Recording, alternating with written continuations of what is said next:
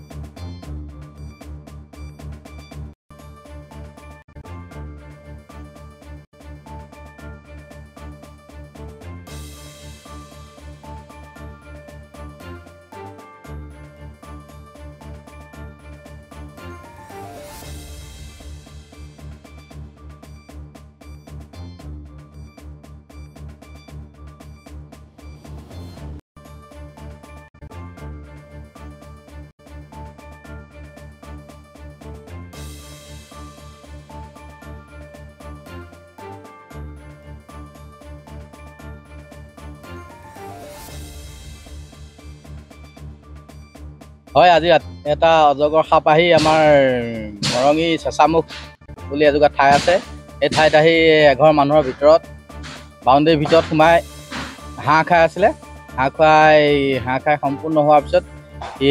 বাৰীৰ চৌপাশত বিচৰণ কৰি ফুৰিছিলে তেনেস্থলত গৃহস্থই দেখাত মোক ফোন কৰি পেলাই অজগৰটো বিচৰণস্থলীলৈ মই আহি পালোহি যিঘৰ মানুহৰ বাউণ্ডেৰীত সি ঘূৰি ফুৰিছিলে গতিকে সেই অজগৰটো প্ৰায় 11 কেজি 12 কেজি মানৰ ৱেটৰ হ'ব সেই অজগৰটো উদ্ধাৰ কৰি আনি মই আমাৰ বকিয়াল বিটত আহি চমজাই দি আমি বিট অফিচাৰ ছাৰৰ সৈতে আমি সকলো একেলগে মিলি পেলাই তাক আমাৰ দেওপাহাৰ জংঘলত মুকলি কৰি দিয়া হ'ল